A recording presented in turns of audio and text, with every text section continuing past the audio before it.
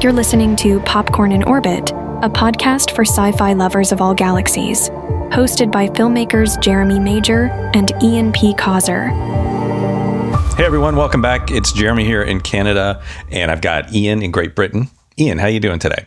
I'm good, Jay. How are you?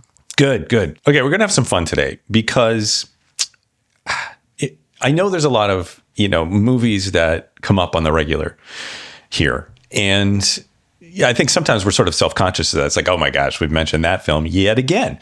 But I think what struck us recently was there are certain titles that we're fans for a reason, right?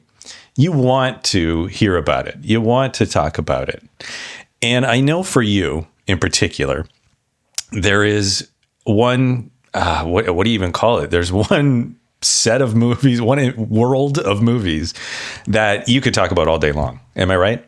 Yes. Galaxy of movies. Thank you. A galaxy of movies.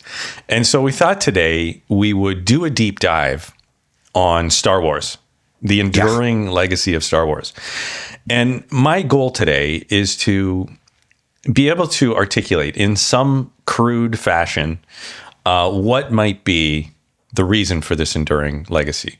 I want to try and sum up. That's my personal challenge, is through you to try and sum up what is at the heart of this enduring legacy. So I need to bring you over to the light side. Yes. Yeah. And so tell us a bit about, for you, Ian, if you were to put yourself on a spectrum as, from knowing nothing to an expert, where would you place yourself? What's your kind of expertise level / interest level in Star Wars? I think you can't use 0 to 10. You've got to use 0 to 100 with Star Wars because there's so many different types of fans, and I'm not 100. Okay. Because I haven't read the novels. Okay. All right. So the novelizations that have come out, I own them. I very much look forward to sitting down and reading them one day. But they have lovely covers on them. Yeah, even particularly the Timothy Zahn Thrawn series is so highly rated, and I've got it. I'm ready to go. It's just having the time to sit down and read them. So I haven't read. So that's a little bit of a weakness. Let's take 10 points off of that. All right, fair. The animated stuff, I was too old to really get into. So the only animated show that was around when I was a kid was Ewoks. Do you remember Ewoks, the cartoon? Yeah. But as the prequels came out, you had the Clone Wars animated series. Right, okay. Star Wars Rebels animated series, where we first sort of really get to meet Ahsoka and Sabine Wren and those guys, Ezra Bridger. And then you've got like the Bad Batch now, which has come out in the last few years. And I'm sure there's others. So I never got to witness any of those because I was too old, really. They started coming out when I was in my 20s. Right. So that's a knock. Not that adults can't watch animated series. Absolutely not. No, it's just... you just didn't get into it. I just didn't get into it, no. Okay. And so that's a little bit of a knock on my knowledge. All right. But let's see. So let's talk about you as a fan. Like, tell me about that. So I'd put myself at sort of 85 on the scale of 0 to 100. And if I've read the books and I'd seen the series, I'd be up at like the high 90s, But I do think I think do you agree that it endures more than any other, I hate the word franchise, but franchise? Yeah, I don't even know quite what to call it. But I absolutely agree. And I think this is the thing about it. If you're new to this show, I'll confess, I'm sort of lukewarm. Yeah. For lack of a better term. But pun intended. I like Star Wars, but so this is why I think I'm compelled by this today. And what's interesting about Star Wars is that it like permeates our existence. I feel like I was at the store the other day, and you can't go to the mall or somewhere without seeing some evidence of Star Wars. Yeah. Be it like merchandise or, quotes. We're always using quotes, or the music, or, do you know what I mean? Yeah. All of it is so iconic. And I agree with you. I don't think there's anything else quite like it. Just for the listeners, you may already know this, but when George Lucas did the original deal on the first Star Wars, he shopped it everywhere. Nobody was interested. Right. He was really struggling. And George doesn't have a great relationship with the studio system. never has had. Yeah. He's really a rebel. He is. Again, pun intended. And he carved out the merchandising rights. And Fox just gave them away because at that point in 1976, when they're doing the deal, merchandising rights to movies meant nothing.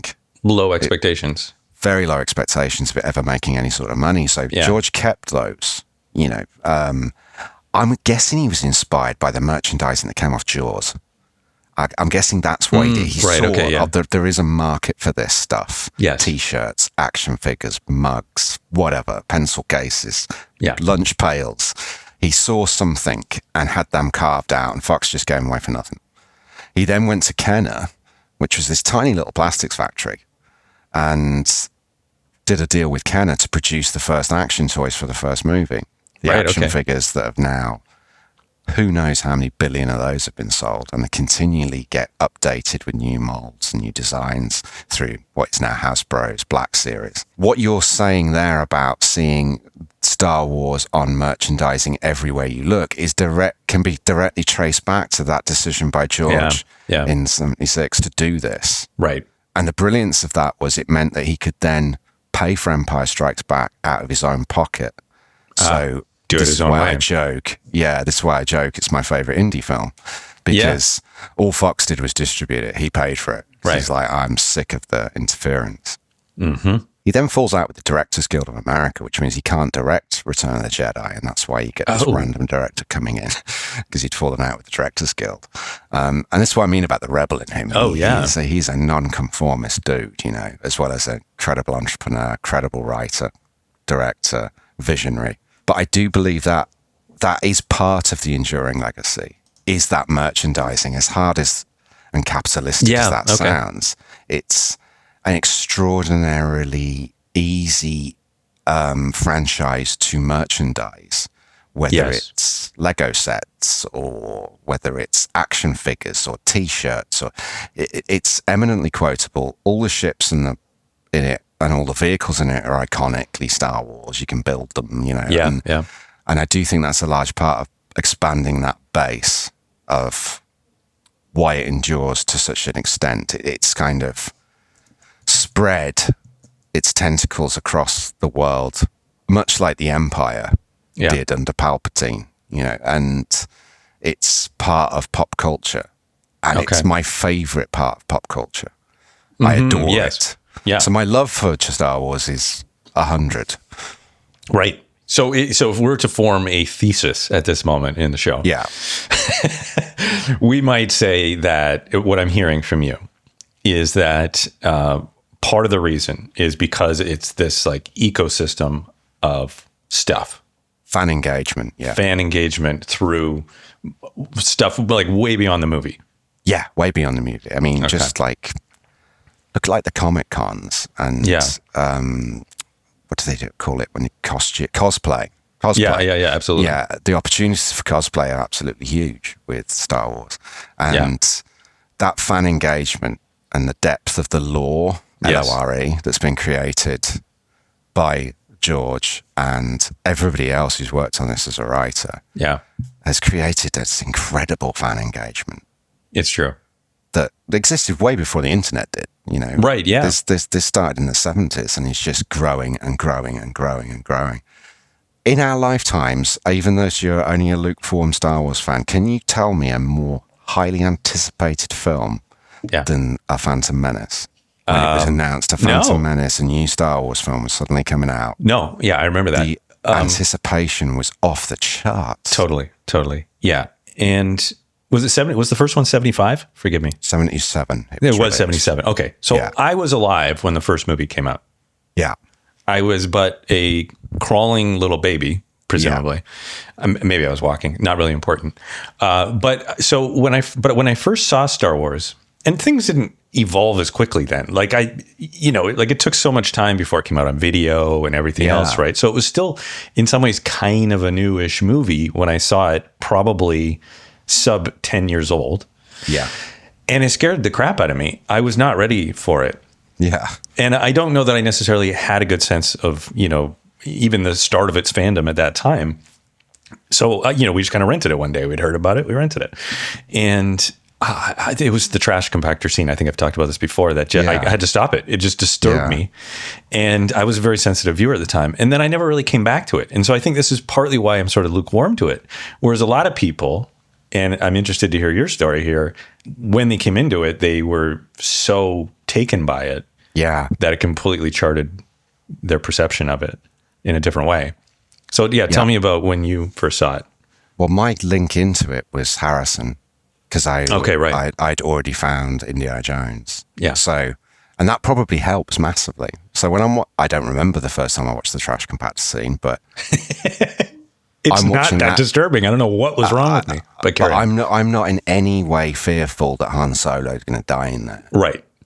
Because that's Indiana Jones. Yeah. It's not Harrison Ford to me. I'm too young. That's Indiana Jones in a different costume. Everything's going to be fine. This is going to be really cool. How they're going to get out of it. So your mentality is slightly different. When Han Solo was on screen, I knew everything was going to be fine. People have often said to me, how could you watch Temple of Doom when you were 6 or 7 years of age? It's really frightening.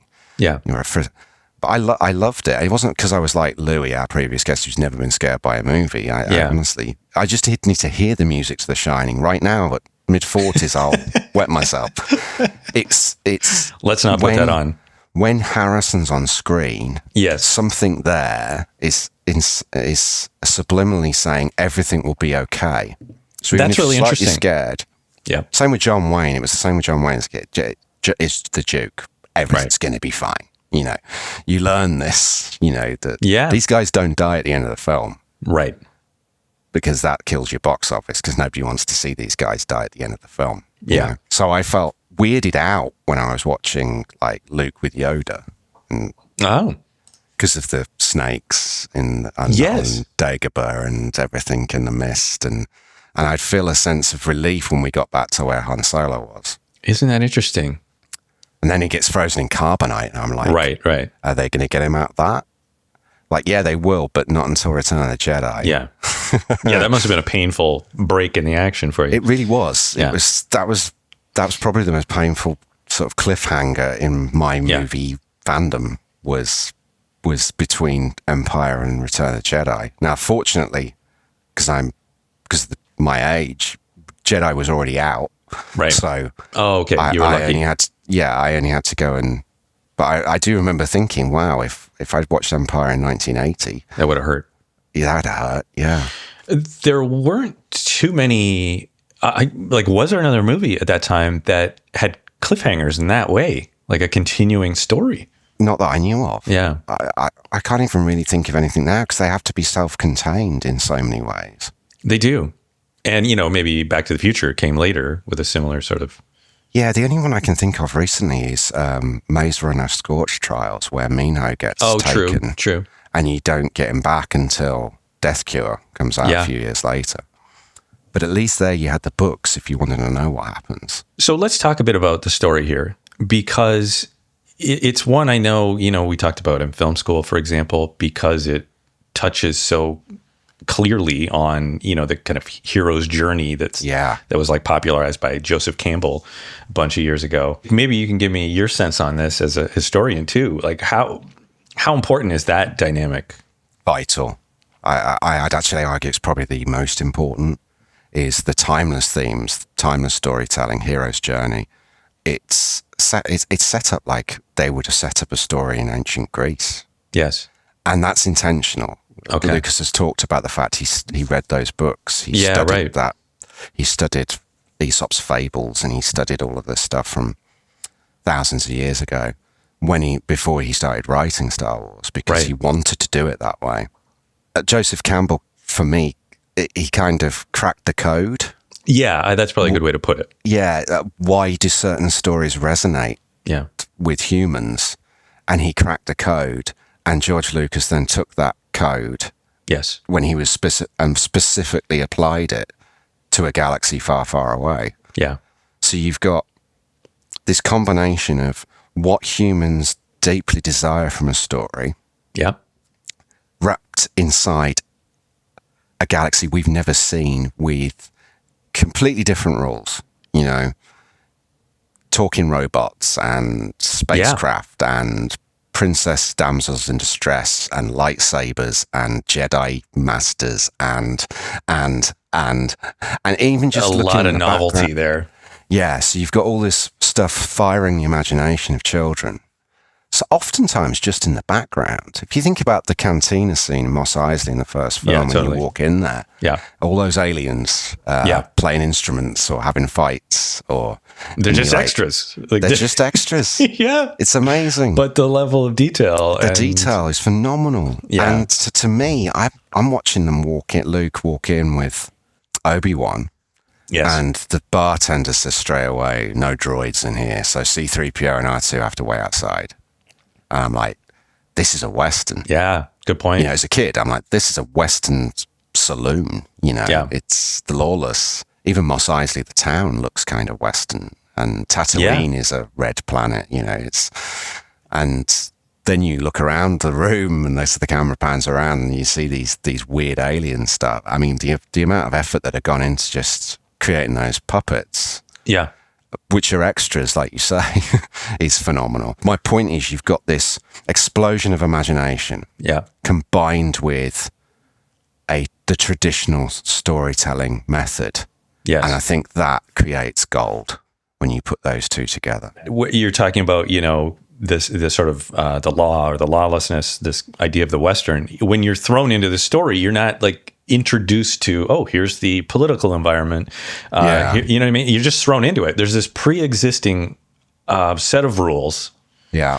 that everyone's just abiding by. So it's like, so, you know, we talked about like the hero's journey, but then you've got like, there's like layers. Yeah. You just kind of keep diving deeper. Okay. Now there's a political layer as well. Yeah. Because you're starting at episode 4.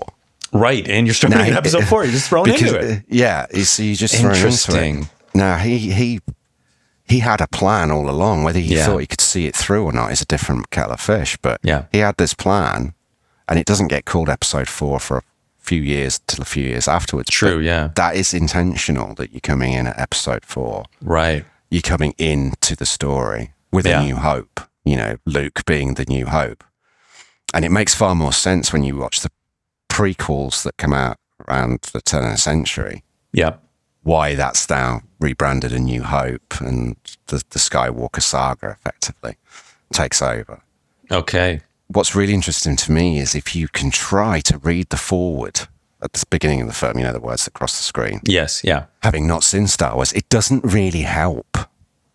It's not expositionary, the foreword. Right. That's telling true. Yeah. you what's happening now. It's not telling you what's been. So it's actually telling you where we are right now, which is Princess Leia Organa is fleeing with... Right. And you don't know who she is. You're like, where's she fleeing from? She's got plans to the Death Star. What the hell's that? It doesn't even call it the Death Star. It's this new weapon. And meanwhile, on Tatooine, look at this farmhand who's just desperate to become a pilot. Yeah. You don't meet Han Solo till 45 minutes in. Wow. 45 minutes. And I know this because I'm waiting for Indy to appear, because I've been told Indiana Jones is in this. Right, That's how I've sat down to watch it. I'm like, where's Indy? Where's Indy? Where's Indy? Yeah. And there he is, looking like a cowboy with his blaster on his hip, like a cowboy. True. Sat with his foot on the table in the cantina, getting into a gunfight with Greedo. Yeah. A gunfight that's still argued about within the Star Wars community to this day, who shot first. Really? Yeah, you'll see people walking around with T-shirts saying Han shot first. These are anti-Han Solo people that think Greedo was the victim. And he's a smuggler. The reason I'm focusing on Han rather than Luke is it's Han that spoke to me. And it's not just because of Harrison. I think everybody clombs onto a different character, and it's the one that most resembles their own personality. He's got everybody in there. He's got somebody for every personality type in there. And interesting. World-weary, sarcastic, kind of good guy, but doesn't really want to be a hero type. Yeah. With a little bit of cynicism. That just speaks to me. He's a good guy, but he's going to retain the right to piss and moan about doing the right thing, you know, and he wants to get paid. And I find that characterization fascinating. Opposite the callow youth whose goodness and decency, he wants to go off and he wants to fight. And you got the wise old man, of course. I mean, the story principles are there. They're so obvious. Yeah. You got the wise old man. You've got the damsel in distress, who's not really in distress because she's a really spunky and tough princess. Oh, yeah. You've got the callow youth. You've got what I call the smart mouth, the smart ass, which is Han. And you've got evil personified on the other side. Yeah, let's talk about some of the darker characters. Yeah, the evil on the other side is the Nazis to me. That's why I always struggle when people dress up as a stormtrooper. You dress up as a Nazi in my mind. This is the metaphor you see? It is the metaphor I see, yeah. Okay, yeah. When you see the total control, everything that Hitler and the Nazis did in the 30s is what Palpatine does from Revenge of the Sith on, and just getting a chokehold on the galaxy, removing freedoms, committing acts of genocide. Yeah, it definitely is an allegory to Nazism. I don't think I've ever heard that before. Really? Yeah. Really? And now I'm starting to appreciate it a little more. Yeah, this is why I absolutely adore Andor. Okay. The most recent series, which is the most, I was going to say adult, the most mature Star Wars content that we've seen so far. Yeah. Because there's no Force users in Andor at all. There's no Jedis, there's no Sith, there's no... Right, okay. There's no mention of the Force. This is just humans rebelling against this creeping cancer of dictatorship across the galaxy. They can see it where others can't, and that's the thing. Freedoms are taken away one by one. It's like I always think use the analogy with the Nazis is, the story, if you throw a frog into a pot of boiling water, it'll jump straight out. Mm-hmm. But if you put the frog in water in a pan and slowly heat it up, it won't notice it's being cooked. Yeah. And that's what the Nazis did. They took away the freedoms one at a time. Gotcha. And that's what Palpatine does through the prequels. He takes away people, and he's always got a reason for it. There's always the greater good. You notice that? And it pervades in film, the idea that we do horrific things, but for the greater good. Right, yeah. Which is often a nonsense. But what Andor does is explore the themes of rebellion. Okay. And shows the rebels have to do really nasty, morally susceptible, uncertain things in order to achieve their aims as well. Okay, so it shows that rebellion is as ugly, can be as ugly as dictatorship, and right, interesting. Both need to commit atrocities, if you like. And I see in Andor a similarity between some of the things that could be perceived as war crimes that the British did to the Germans in World War II. Firebombing Dresden. Germany would still like Britain to apologise for that. Britain will not apologise for that. Britain's like, well, you guys started it. This is war, and the gloves came off, sort of thing. And it's those massive grey areas that Andor explores that weren't in the original Star Wars. It's black and white. Yeah, well, that's a very kind of evolved take on some of those themes. Yeah, the constantly expanding content, I think, is a big part of why it endures unlike anything else. And the fact that the content that expands isn't just rinse and repeat. Yep. Particularly in the television series that they've done. So I know there's some pushback from the generation that grew up with the prequels that they don't like the sequels because they felt that was just like rinse and repeat. J.J. Abrams is just doing an impression. Ryan's just doing an impression of Lucas. We're not getting anything new here, And I don't agree with that, but I have a sympathy to that perspective. But if you're watching The Mandalorian, or you're watching the Book of Boba Fett, or you're watching Andor, The Acolyte, that's where it is not like that. They're not rinsing and repeating there. That's brand new content. That's brand new themes. That's brand new ways of looking at it. Yeah, that's really interesting. And I think that's another reason why it endures as much as it does. That constantly expanding content that explores new areas. And if you've got something where, I think The Acolyte's 1,000 years before Luke Skywalker. Really?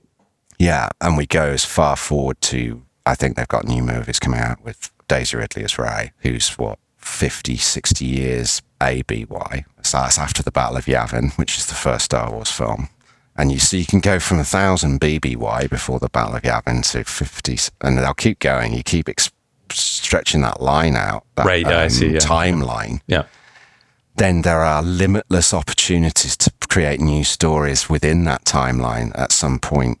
Yeah. I'm genuinely mourning the loss of Andor. Right. And they had 60 episodes planned. Tony Gilroy said, I had 60 episodes, 5 seasons of Andor planned, but poor Diego Luna's face can't handle it because these are prequels to Rogue One. Yeah. Andor dies at the end of Rogue One. Diego is probably maybe 30 when he finishes Rogue One 12 years ago. It just won't allow. I mean, so he is 12 to 15 years older in Andor season 2 than he is when he dies at the end of Rogue One. So they've kind of limited themselves where they can go with it. And it takes so long to make these things that they ended up only making 24 because Diego's going to be 50 and we're still going to try and convince people he's now 24. You know? Yeah. You know. So even though these are different characters, these are different storylines, different planets, like do you still feel like they fit into the world cohesively? Yeah, they do. And for me, they fit brilliantly because they're different characters at different times. Okay. Not from me, but there was a sense of apathy that, okay, so Force Awakens is all about seeing Han and Chewie again. So it's all nostalgia driven. Mm-hmm. And the second film is Luke's back. Okay. Nostalgia driven. And the third film, if we hadn't lost her, was meant to be focused on Leia. It's Carrie Fisher, but we sadly lost her. So I think that's where the kickback came from, is that this is just nostalgia driven. This is just rinsing and repeating the original trilogy. So if you take away the nostalgia, what is it about those things that still feel like they're part of the same world? I love them. I love the sequels, but like the Andors and all of that. Yeah. So what is it that still feels like it's part of the same? The fact that the story's directly interconnected. Okay. So Rogue One is the first time we meet Cassian Andor. Yeah. And Rogue One is a prequel to Episode 4. So they've very brilliantly came up with this idea. Episode 4 starts with Leia giving the blueprints to the Death Star to R2-D2 with the message, save us, Obi-Wan Kenobi, you're the only one that can help, something like that. So the writers went, where'd she get the blueprints from? Maybe that's a movie. And that's the brilliance of Rogue One, was rather than like Solo, for instance, which wasn't well received, let's have a look at Han when he was 20. Rogue One's it's part of the plot device, not just resurrecting a character. So the whole of Rogue One is just, how did Cassian Andor and Jyn Erso get the blueprints to the Death Star? And the very final scene of Rogue One is them handing them to Leia. Right. So he goes straight in. Does that make sense? Yeah.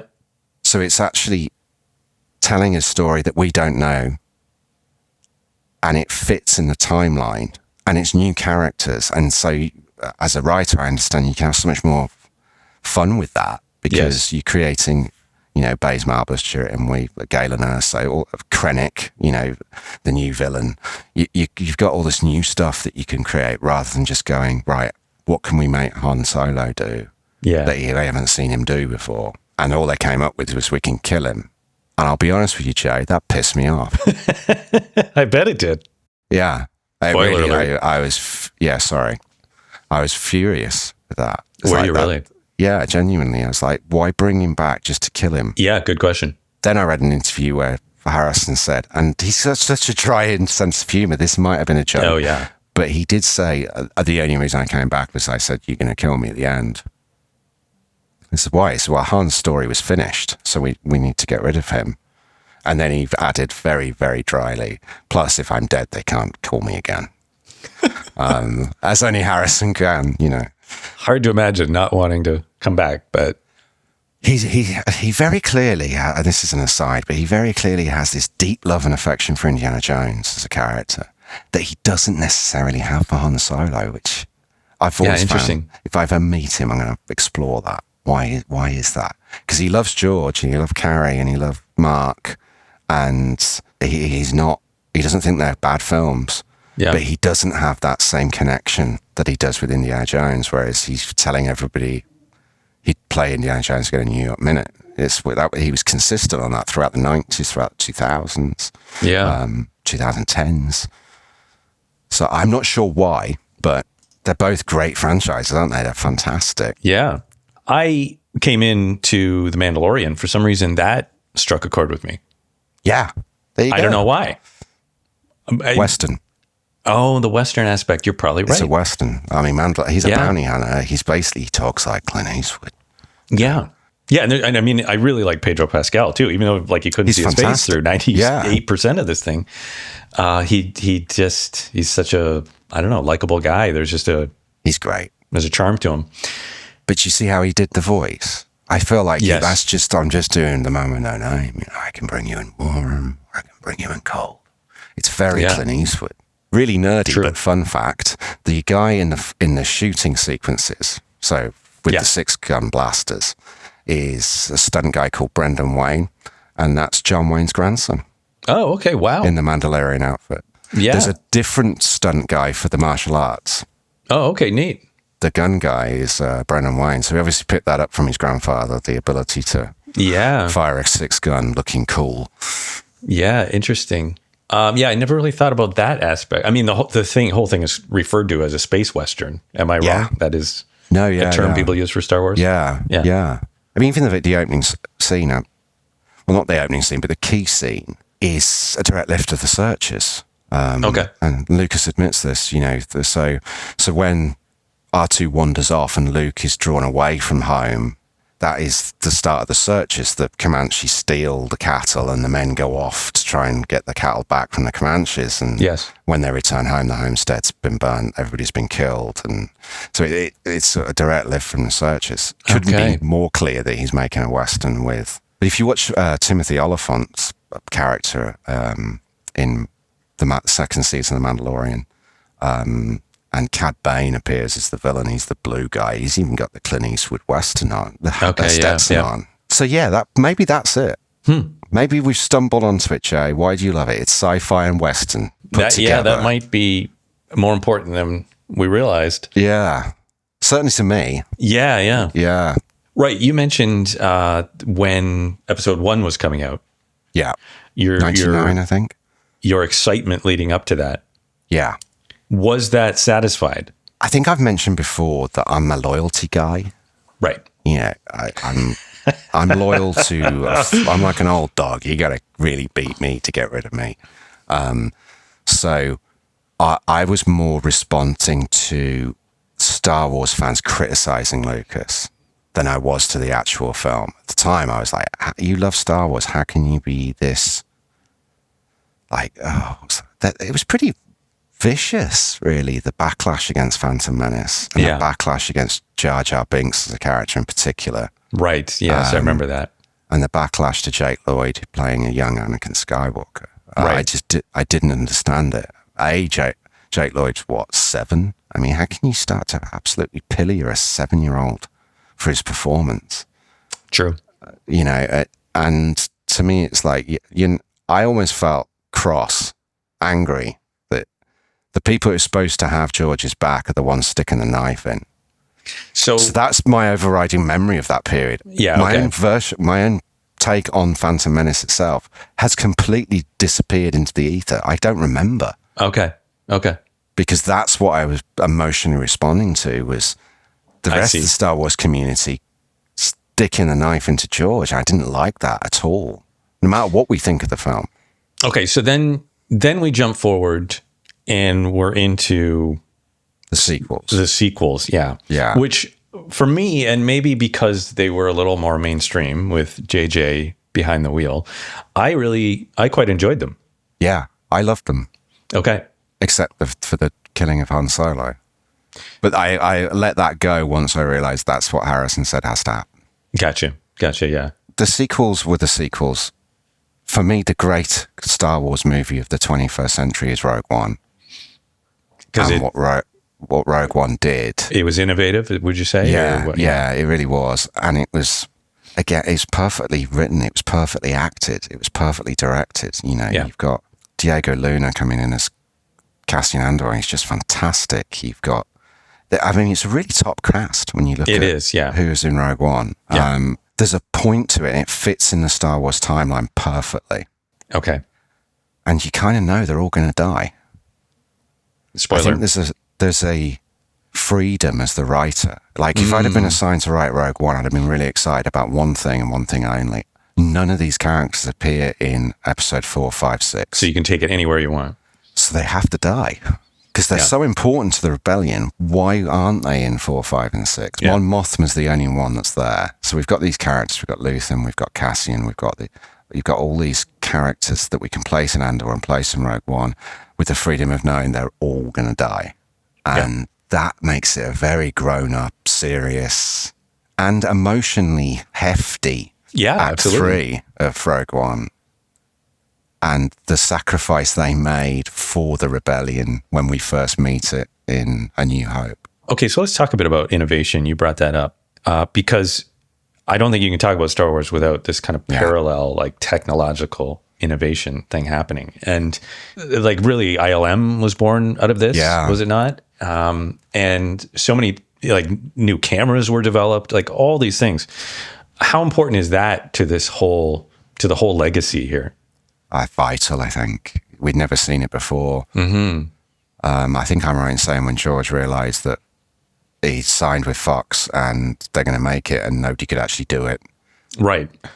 He was like, okay, well, I'll start my own company and I'll get these guys together. John Dykstra being massive at the formation of ILM. And Dykstra Cam was born, and all of the techniques that were put together, stuff that I don't understand. You would, I've watched the documentary 3 times. I still can't describe how they did it. Other than these guys were clearly very good at maths and science to create these cameras. Yeah, the model making is phenomenal. I mean, the model making is just incredible what they did. The physical effects that ILM came up with were astonishing.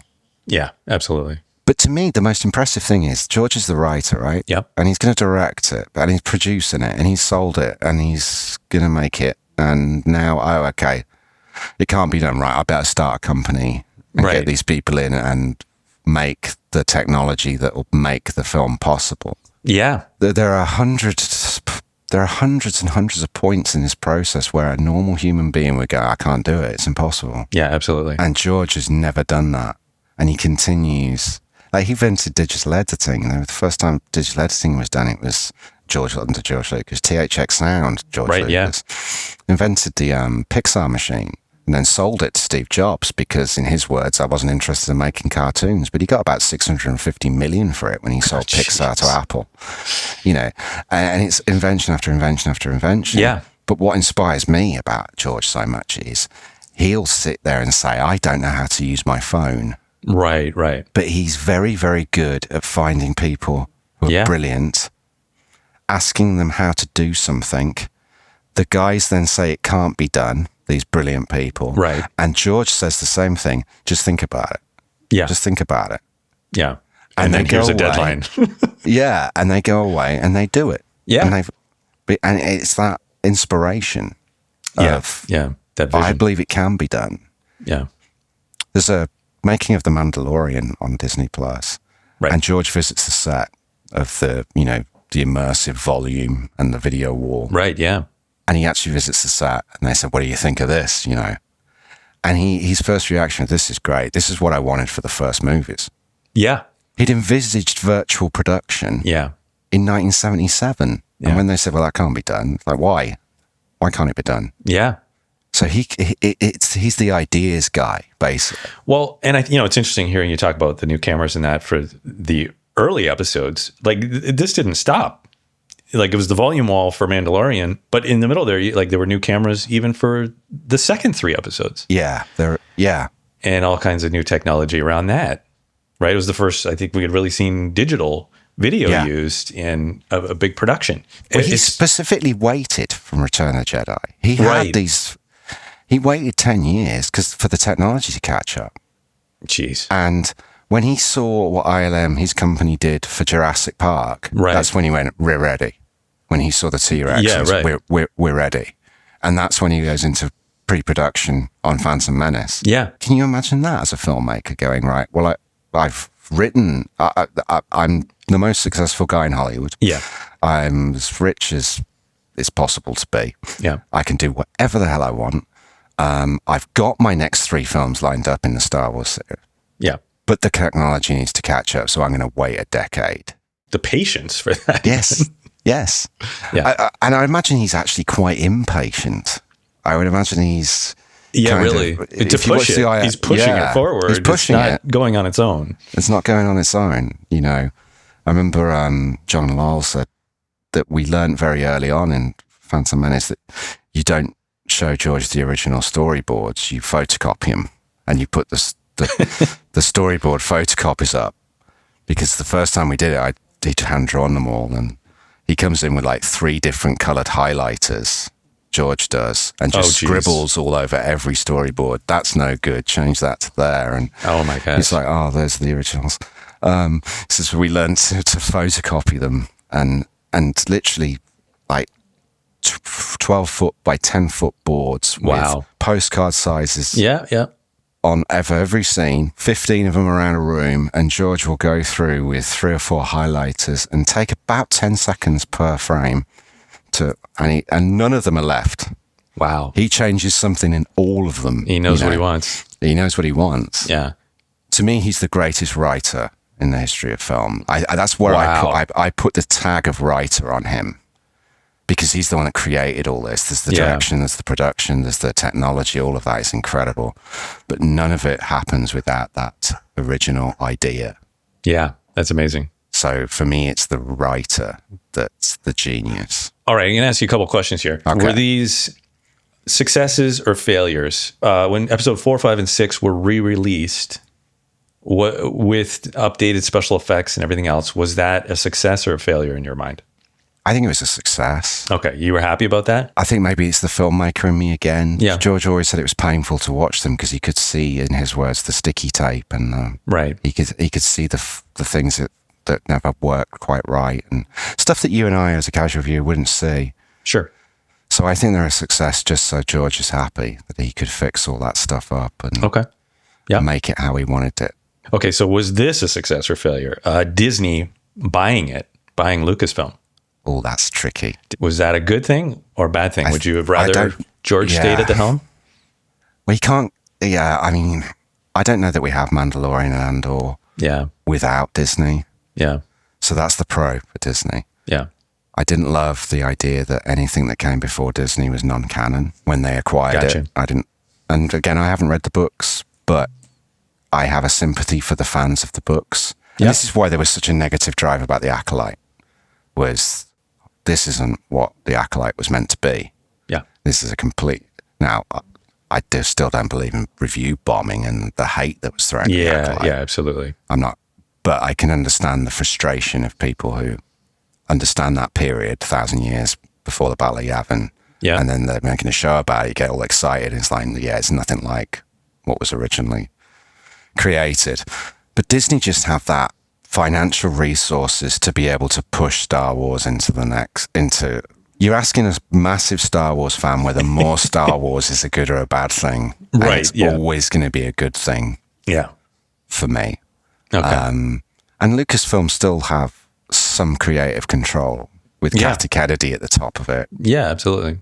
Maybe I'm naive, but I can't see Disney ever sort of pitching something to George and George going, I don't like that, I don't want it to go there, and Disney still doing it. I still think George is going to have overall say, even if it's not contractually in there. Right, okay, yeah. Maybe I'm naive, Jay, but I like to think if George Lucas works on and goes, hold on, I don't like this. Yeah. I like to think Disney will go, right, it's scrapped, we'll do something else. We'll pitch something else. Let's talk about this for a moment. You know, you talked about the cantina scene. When I think about Yoda, for example, there's kind of an imperfection to a lot of it. There's like a charm in the puppetry and, you know, the makeup. Like some of these things don't look as polished as we're used to today. Yeah. How big of a factor is that in sort of the overall enjoyment of it? Depends on your age group. So if we saw the original trilogy, we love the puppets. Yeah. And we find the CGI Yoda a little jarring, even if it is a really cool lightsaber battle he has with Dooku, you know. But defying gravity. Yeah. So we love the puppets, but the generation behind who found Star Wars through the prequels, Yeah. They love the CGI and they think the puppetry is hokey. Yeah, that's interesting. So it depends on what generation Yeah. you belong to, I think. Yeah, like if you take Yoda, for example, the ears, like they jiggle and wiggle. Yeah. like they're made of whatever it is, silicone or something. Yeah. But what's interesting to me, and I think maybe this is part of why I like Mandalorian, is, they brought back this Yoda type Puppetry. character with Grogu. Yeah. And they tried to stay true to the puppetry. And I know even they did that with BB-8 and that too, I guess, where you have this actual prop or puppet, and then you're just erasing the operator. Yeah. Right. Yeah. So you get the charm of it without having to go to CGI. I think I'm right in saying somebody, I don't know if it was Pedro himself or one of the other actors, said they found themselves talking to Grogu between takes. I believe it. And he's remote control, I think, like his eyes. It's like a remote control. So the puppeteer is Right, okay, there. So I think it was Pedro that said it. Found himself I think so. like talking to Grogu. That's how it really felt. Yeah, that's pretty wild. Like, great take there, little buddy. We're going to have to go again in a second here. And he's like, then he gets him talking. Yeah. Well, and it's funny, for like Grogu is one of my favorite characters. Like I always, when I'm watching Mandalorian, I'm like, when's Grogu back? Yeah. Where's Grogu? And I was a big Muppet fan as a kid and an adult. So it kind of stays with that kind of charm, I guess. It's very clever, isn't it? To bring in a new audience while simultaneously appealing to the nostalgic older audience. Yeah, it's really smart. It's going to be Baby Yoda. And it was Baby Yoda for a while. No, we didn't find out Grogu's name until Ahsoka told us. But it's really smart if you think about it. It's like how to make everybody happy. So interesting too. Here we are talking about innovation and that being synonymous with the whole brand, but also nostalgia, like this weird combination. Here they are on Mandalorian, for example, using this new LED wall system, but also employing puppetry techniques. Yeah. And they even built a model of the Razor Crest and did a traditional Razor Crest flight with the model like they would have done. Jon Favreau just wanted to do a model and do it the old-fashioned way. Yeah. Just for this one shot. Yeah. Of the Razor Crest going through space, and they did it. And I guess that's a bonus of having Disney, isn't it? It's like, how much extra did that cost? A couple of $100,000. Yeah. It's nothing. But here we are talking about it. Yeah, it was worth doing, but I still feel like on a movie where the budget is important, like the movies we try to make, the budget, it's a pretty big deal, isn't it? Yeah. If I said to you, can we just do this thing? It'll add another $500K to the budget and it'll be 2 seconds on screen. You're going to be like, yeah. But it's lovely, but it's also... Yeah. I think Favreau is a great guy to do it because he directed Iron Man and he's talked about when he visited ILM and he was really iffy about CGI. I mean, really iffy. He wanted Robert Downey Jr. in a physical suit because I'm an old school guy. Yeah. And he was actually at ILM where he got converted, as he put it, into he's then, plus Robert Downey Jr. he said, well, I had the choice, walk around in this iron suit, which was hot as hell, or have a few dots on my face. He says, I very quickly went, John, we're going with CGI. Yeah. So he's converted by ILM while he's making Iron Man and then goes on to make The Mandalorian. And he does this sort of mixture, doesn't he? He does some puppetry, some model work, but he's in the virtual production space at the same time. Jon Favreau is, I feel like, a bit of an maybe underestimated filmmaker. He is, As I'm trying to think of a Jon Favreau film I didn't like. He's got a great track record. Yeah. I wish he'd put himself on screen more. Yeah, I agree with that. He's also a really good actor and he's really so charismatic. Likable. Yeah. So likable. Yeah. And I feel like he brought a lot to The Mandalorian. Yeah, because I think he's Paz Vizsla. I think he's in the Paz Vizsla Mandalorian suit, John is. But okay, cool. I'd like John to be John on screen. I know. Like he's Happy. Great. Yeah. Yeah. Did you see Chef? Yes, I love Chef. I love Chef. He's great. Yeah, need to see more of you, John, if you're listening. If you're listening, which I'm sure he is. Let's talk a bit about fandom.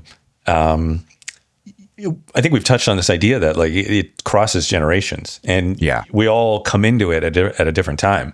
Any thoughts on that? The blank stare. There was no actual question. Yeah, that was just like But the fandom is insane. it was a lovely random comment, Jay. We've both been to Comic-Con type events. Yeah. And it just never goes away. It doesn't. There's something wonderful about Star Wars in the fact that it never makes you feel bad. Whatever you're watching in Star Wars, you never feel bad after watching. You never feel depressed, or it feels like it's just imaginary enough that it doesn't relate to real life in any way, shape, or form. Yeah. Even when it's dealing with serious themes like death and what have you, it doesn't feel, and there's something, it's glorious escapism. Yet And it's got heart. we can see ourselves in it. Yeah. And it's got heart. And that's the key for me. It's true. If you asked 100 Star Wars fans what's the key to your love of Star Wars, they'll all give a different answer because there's so much. What the MCU doesn't have, in my opinion, that Star Wars does, if we're talking franchises here, is this incredible heart in there. The one with the superpower. There's one with the superpower. Yeah, true. The Jedi. But everybody else doesn't. Whereas, and there's the heart and the threat that those people go through and band together to fight this tyrannical thing that is very real. It's not Loki coming from space. Yeah. It's very real. It's very much based on authoritarian regimes that have crossed our planet over the course of history. Yeah. And you don't have a guy with a magic hammer, a guy with a magic shield, a guy with a magic bow and arrow, a guy who can fly, a guy who can shoot webs out of his wrists. They're normal people. Right, and the Jedis can die. And the Jedis die en masse in the prequels. You know? And, talking about the sort of the generational love for it, like a kid can watch it and just see fun battles and great characters. Yeah. An adult can watch it, like you're talking about, and see this allegorical aspect with our own culture. It's those layers, right? There's just so much there. How much of that heart is brought out by John Williams' score? Oh, it's perfection, isn't it? Yeah. It's absolute perfection. I think I've said before, he's got to be the first face on Hollywood's Mount Rushmore, John Williams. Absolutely. I was listening to him in the car the other day. I've got all the John Williams stuff in the car, and I think maybe my iPhone knows it's Christmas, so it kept playing the Home Alone John Williams stuff. And it's amazing. Which is great. It's amazing. Yeah. And as soon as it comes on, you're like, oh, that's Home Alone. You don't even go, what's that from? Well, that's a movie. It's like Home Alone. Mm-hmm. And then I'm listening to the Home Alone stuff that John Williams did, and I'm going, this is amazing. This is like 10 out of 10. Absolutely. You always know it's John Williams, and you always know what movie it is. Yeah. So it's like he can have his own style, but distinctly different for every single thing. Yeah, and they don't sound similar. No. The Harry Potter theme does not sound like the Star Wars theme, does not sound like the Indiana Jones theme, does not sound like the Superman theme. Yeah. The only thing I can think is that they're orchestral. I know that's the only common denominator is there's no synthesizers in there or anything like, it's the cantina, maybe. Maybe a little bit, but there's this, like I imagine I'm not a musical guy at all, but I imagine the Harry Potter theme is like a piccolo or a flute. Yeah. Whereas like the Indiana Jones theme is the trumpets and the trombones. It's like that's the only common denominator. It's going to be an orchestral instrument but even his choice of orchestral instrument for the film is always pristine, perfect. And he's got all these themes that follow each character, like just adding to the characterization, right? Yeah. The iconography of it all. Yeah. It's like, I think almost the Darth Vader's theme is almost more famous than the Star Wars theme. Yeah, dun dun dun dun dun dun dun dun dun. That's permeated pop culture almost as much as the actual Star Wars theme. Yeah. It's crazy, really. It's amazing. So John Williams, massive influence. James Earl Jones, I want to give him a shout out. His voicing of Vader in the original 3 is so key to me to this dude being so scary. That voice is just astonishing. And, what a wonderful original thought, Ian. James Earl Jones had a great voice. I know it's not, but his vocal performance as Darth Vader is perfection. Yes. Yeah, and he doesn't get mentioned enough. I don't know. I think it's because so much of it, there's so many stars, there's so many people that deserve to take a bow, from John Williams to George Lucas, Harrison Ford, that people forget. You can just forget it's James Earl Jones, and James Earl Jones is amazing. Amazing. Alec Guinness. Alec Guinness, Guinness. Just phenomenal. So Frank many people Oz. have come through this world, eh? Yeah. Awesome. Okay. Any final thoughts before I give you my updated thesis statement? Okay. No, I've talked way too much on this episode. I know from a fact that people prefer to hear from you than me, and this is a fact. 90% me. I don't believe that at all. Okay. So the enduring legacy of Star Wars comes down to this. And I have not prepared this statement. Okay. I have a couple notes. I'm putting it together as I go, so feel free to jump in. It is layered. It is imperfect. It represents us. It has evolved over the years, and it is both innovative and nostalgic at the same time. Yeah. Those were my key points. What do you think? I would add one more. Okay, let's hear it. It goes out of its way to engage its fan base. Awesome. Almost unlike anything else. Yeah, the community and everything. The fan engagement is huge, and it's encouraged. It's not laughed at. Yeah. It's You're not right. Mocked. No, it's a priority. Like you think about Kathleen Kennedy going out on stage at whatever events, and here's what's coming. There's a Star Wars celebration every 2 years, somewhere in the world. I think Tokyo was the last one, and they turn up. Absolutely. They really do. They don't just sort of. Do you know what I mean when you hear like people were playing Quidditch over there, and everybody titters and laughs at them, and I always feel sorry for them, because you're like, if that was the Star Wars community would rally around them and go but I don't see the Harry Potter community and the people involved in Harry Potter getting involved, setting up Quidditch tournaments and having fun with it. I don't know. It's hard to fly like that. Do you know what I mean? I do know what you mean. Yeah. It's Star Wars goes out of its way to embrace everybody. Yeah, you're right. As nerdy, you can be as nerdy as you want to be. Here, it's a safe space. Nobody's gonna call you a nerd or call you out. No, they really aren't. There's a purity to that. Yeah, that's very cool. I think that's reflected from the fans back to Star Wars. That's why the fans love it so much. Yeah. It's so welcoming. You're right. So I feel like I have reached a new appreciation today for all that is Star Wars. Before we wrap it up here, let's do a little bit of trivia. Even though I think we've proven you've got a pretty deep knowledge of this, this is more just for fun. Exhibition doesn't count. Okay. All right. Are you ready? I am. All right. This first one comes from South China Morning Post. Okay. Okay. We're going to start easy here. This quiz will sort the fans from the Jedis. What color is Mace Windu's lightsaber? Purple. Yeah. Episode 7, The Force Awakens, the character Maz Kanata was based on which of director J.J. Abrams' acquaintances? Oh, I don't know. Okay. I can give you some options here. Was it his grandmother, his wife, his high school teacher, or his university professor? Grandmother, I would reckon, the way she came out. No? It was his high school teacher. Really? Yeah. What kind of starfighter does Luke Skywalker use to get to the swamp planet Dagobah in Episode 5, The Empire Strikes Back? X-Wing. That is correct. On what planet was the Galactic, later Imperial Senate located? Coruscant? Yes. Wow, I didn't even have to give you a multiple choice. How high was Anakin Skywalker's midi-chlorian count? Oh, is that a thing? On Tatooine, when Ki Jan Jinn measured it in Episode 1, The Phantom Menace. Qui-Gon Jinn, and that's the Neeson's character. Yeah. I don't know what the count was, though. I couldn't tell you. That's Phantom Menace. Was it more than 20,000, at least 15,000, less than 12,000, or immeasurable? I reckon it was over. It was measured. I think it was over 20,000. That is correct.